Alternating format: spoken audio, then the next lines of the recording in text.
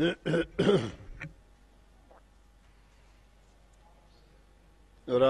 स्वामी,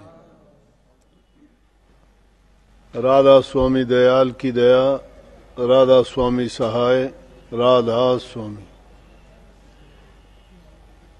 प्यारे सत्संगी भाइयों बहनों, जितने भी आप लाइव सत्संग देखने वाले हैं, सबको मकर संक्रांति की बहुत बहुत कोटि कोटि बधाई। मकर संक्रांति भी हमारे देश के मुख्य त्योहारों में से एक त्योहार है। ये बदलते हुए मौसम का प्रतीक। इस टाइम पे सूर्य उत्तरायण में आ जाता है। सुना है मैंने, ज्यादा पता नहीं इसके बारे में, लेकिन समय का परिवर्तन होता है। कहते हैं कि अब सूर्य उत्तरायण दिशा में चला जाता है। तो उसके लिए आप सबको बहुत बहुत मंगल कामनाएं कि ये बदलता हुआ समय, सूर्य का उत्तरायण में आना आपको अच्छा स्वास्थ्य, खुशी, खुशहाली दे। बाकी आप सभी जानते हैं कि हमारे देश में त्योहारों का जो महत्व है, इतनी ठंड होते हुए भी कितनी ऊंचे दर्जे की आस्था लोगों की है कि ठंडे पानी में जाके नदियों में स्नान करते हैं। जो आदमी अपने देहात में भी बचपन से सुनते आए, कभी 6 महीने में भी स्नान नहीं करता था, संक्रांति के दिन तो सूर्य उदय होने से पहले वो भी सब स्नान कर लेते हैं। कहते हैं जो इस दिन स्नान नहीं करता है तो अगले जन्म में उसको अच्छी योनि नहीं मिलती। तो सबको डर लगता है कि कभी हमें कोई बुरी योनि ना मिले और उसमें जाके कष्ट उठाने पड़े। लेकिन संतों की शिक्षा तो हर जीव के लिए ये है कि एक दिन के स्नान करने से नहीं और शरीर के पखाड़ने से नहीं, बल्कि अपनी अंतर आत्मा को शुद्ध करके प्रभु के नाम का सुमरण, भजन और ध्यान करने से, और वो भी नित्य प्रति, उस स्नान से शुद्धि हमारी रूह की, आत्मा की होती है और हमारे कर्म बनते हैं अच्छे।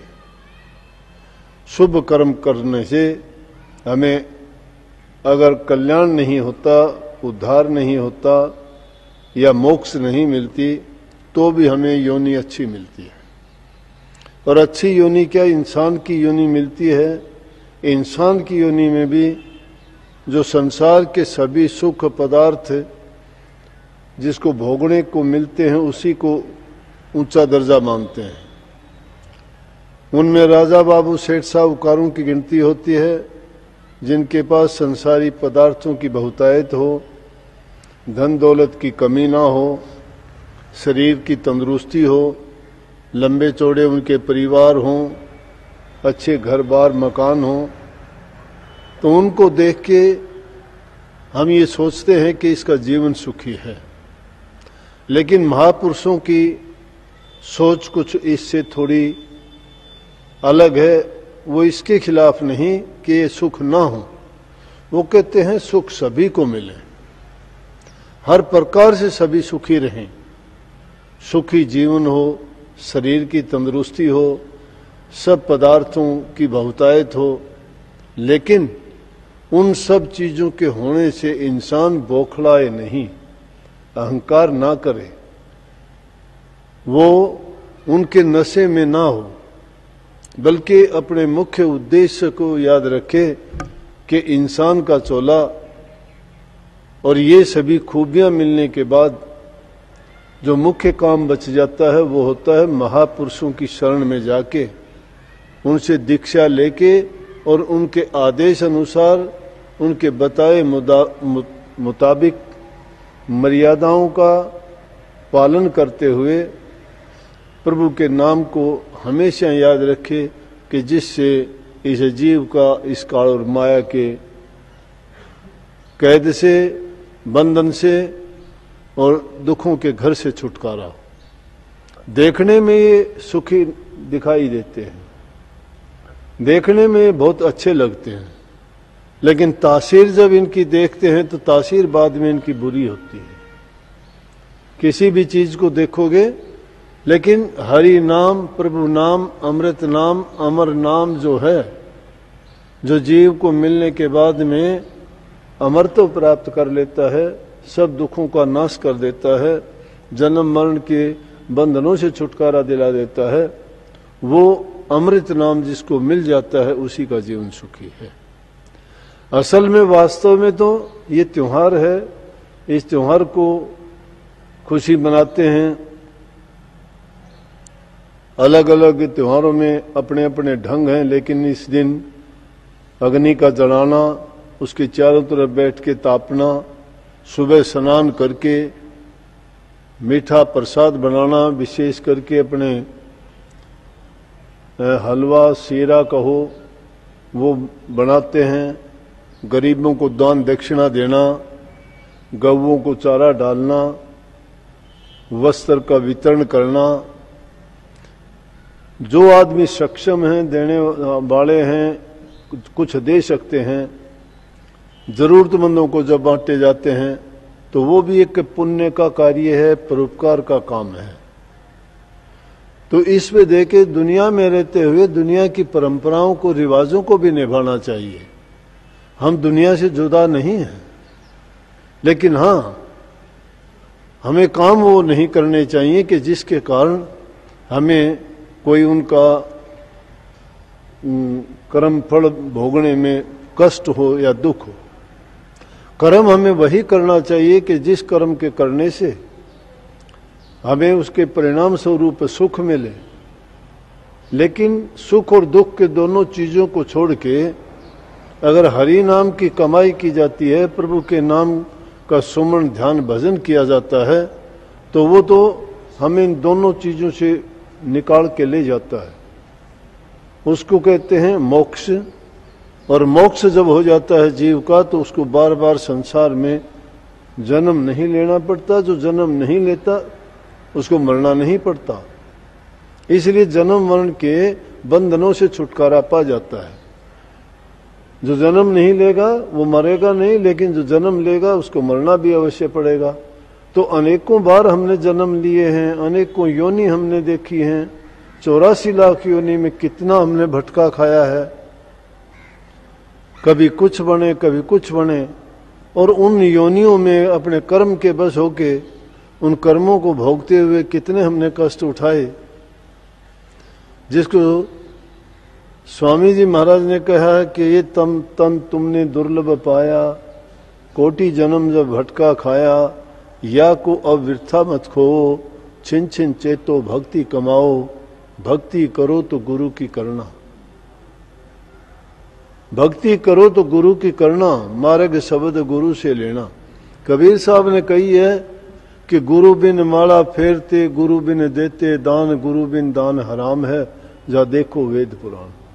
वेद पुराण इस चीज की गवाही देते हैं, लेकिन उसको समझने में हम थोड़ा जहां अपनी बुद्धि की दौड़ लगाते हैं, वहां पे उस वाणी के अर्थ के बजाय अनर्थ कर देते हैं। इस बात में कोई संदेह नहीं है, गुरु की आज्ञा से ही सारे काम करने से उसमें हमें फायदा है। जैसे कह दिया गुरु बिन माला फेरते, कहने का मतलब गुरु के बिना माला फेरोगे तुम्हें पता ही नहीं है माला उल्टी फेरते हो कि सुल्टी फेरते हो, माला किस ढंग से फेरते हो। कबीर साहब ने दूसरे शब्दों में तो उसको ये कह दिया कि माला तो कर्म फिरे, जीभ फिरे मुखमा, मनुआ तो चौदिस फिरे, ये तो सुमरना। सुमरण का बहाना लेते हैं, माला हाथ में रहती है, काम याद रहते हैं, देखते कुछ रहते हैं। जब मन हमारा शिथिर नहीं, विचार हमारे शिथिर नहीं, कहीं पर भी रुके नहीं, ठहरे नहीं, हमारा ध्यान उस ओर है ही नहीं, तो किस चीज की माला फेरी हमने। मन का हाथों से ढड़काते रहे, लेकिन मन टिका ही नहीं, नाम का कहीं मतलब ही नहीं लेने का। राम का नाम तो एक बार भी अगर जो आदमी सच्चे दिल से लेता है तो मैं कहता हूं कोटि जन्मों के पाप कट जाते हैं। लेकिन उस राम के नाम के लेने में भी आपको बहुत परेशानी और दिक्कत होती है, हमें पता नहीं किस तरह लेंगे। इसलिए कही कि गुरु बिन अगर कोई भी काम करते हो वो अज्ञान है, वो अज्ञान है।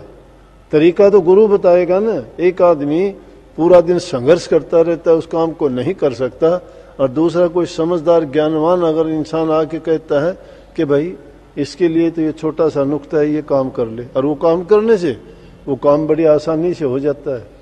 जिसके लिए हम कितना बल प्रयोग करते हैं, बुद्धि लगाते हैं, समय बर्बाद करते हैं, लेकिन बिना समझ के करते रहे।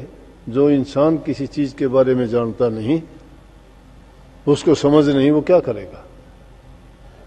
इसलिए गुरु की जरूरत पड़ती है। तो गुरु हमें कहता क्या है, आज अजामेल का नाम लेते हैं कि अजामेल ने अपने बेटे का नाम नारायण रख लिया, और नारायण रखने से अंत समय जब आया उसको कष्ट हुआ तो कहने लगा, अरे नारायण आना रे, यमदूत मुझे तंग करते हैं, देख बेटा मुझे ले जाते हैं, मुझे छूटा बसा। तो कहते हैं उसका लड़का ना आकर के परमात्मा खुद आया और उसको अजामेल की मुक्ति होगी। तो पूरी जिंदगी पाप कर्म करते रहो और आखिरी वक्त में अपने लड़के का नाम नारायण रख लो, सबका कल्याण हो जाएगा, छूट होगी। कितनी ये ना समझे की बात है। लेकिन उसके पीछे गुरु की दया है, वो समझो। महापुरुषों ने अजामेल को कहा था कि अजामेल तेरे लड़का होगा, उसका नाम नारायण रख लेना, तू वैसे भक्ति नहीं कर सकता, क्योंकि वो नाम दिया हुआ संतों का था, वो वचन संतों का था, उसके पीछे आशीर्वाद संतों का था। ये है गुरु का बताना, ये है गुरु की मौज को जानना।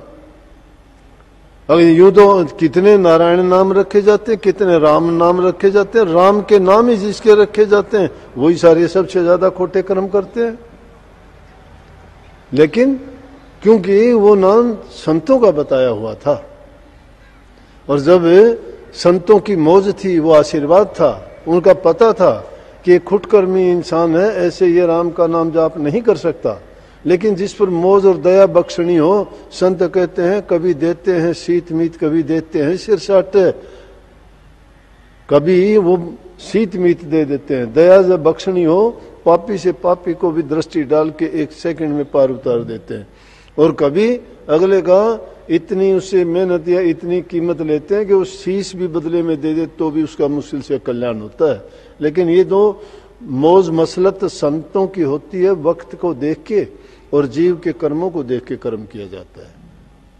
परंतु किसी भी हालत में संतों ने किसी चीज को, संसार की बातों को बिसराया नहीं, लेकिन उन्हीं चीजों में उनको सही रास्ता दिखा के और सही रास्ते पे चला के कल्याण का रास्ता खोला। जो उनकी बात को मान के चलता है वो निश्चित रूप से उस जीव का कल्याण होता है। ना हम किसी त्योहार को मनाने से मना करते हैं, ना मंदिर मस्जिद गुरुद्वारों में जाने से मना करते हैं, ना कोई और, लेकिन हम कहते हैं आडंबर मत करो, पाखंड मत करो, झूठ के पीछे मत भागो, बनावटी बातें मत बनाओ, हृदय का परिवर्तन करो, बुराइयों से बचो और सच्चाई की खोज करो। जो सतगुरु ने नाम दिया उसे नाम के महत्व को समझो।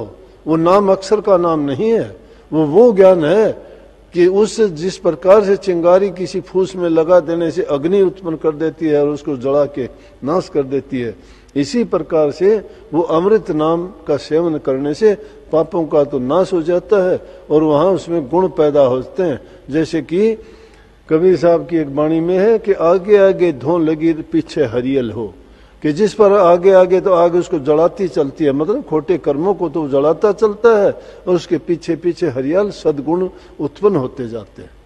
इसलिए हर दिन आने वाला हमारे लिए संदेश लेके आता है। कभी जन्मदिन नया मनाते हो, तो कभी नव वर्ष मनाते हो, तो कभी त्योहार नया मनाते हो, बहाने बहुत कुछ करते हो, लेकिन उनमें परिवर्तन कुछ नहीं लाते। वही परिपाटी, वही रिवाज, उन्हीं को हम पैर पीटते रहते हैं। लकीर के फकीर बन गए, लेकिन रास्ता जो संतों ने भेद दिया उसको अपना के अपने जीवन का परिवर्तन नहीं किया। इसलिए जो संत बताते हैं वो काम करो, निश्चित रूप से परिवर्तन आएगा। लेकिन परिवर्तन लाना नहीं चाहते। अगर कहा जाता है किसी को समझता और ही किसी को है, आदमी कुछ दिन के अंदर बहक जाता है, क्योंकि उसको इन संसार के पदार्थों का जो रस दिखाई देता है ना, उसके आगे हरि के नाम का रस नीरस नजर आता है। नीरस नजर क्यों आता है? कि उसका परिणाम जल्दी नहीं मिलता, उसका परिणाम मिलने में बहुत टाइम लगता है। अच्छा काम करने में आपको कितना समय लगेगा?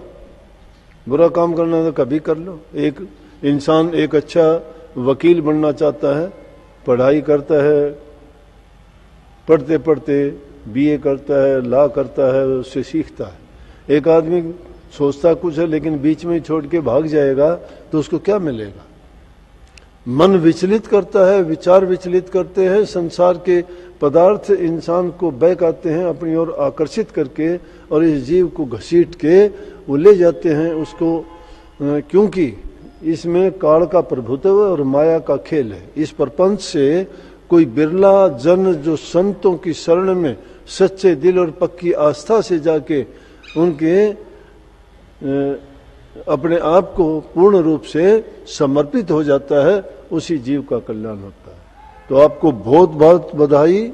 सत्संग आप रोजाना सुनते हो, अब तो थोड़े समय के लिए थे, लेकिन क्योंकि संक्रांति का त्यौहार है, हम भी उसको उसी रीति रिवाज से मनाएंगे। ये कुछ आए हैं, कोई खेल दिखाएगा, कोई बीन सुनाएगा, ये भी आस करके आते हैं, तो इनका भी हम सुनते देखते हैं।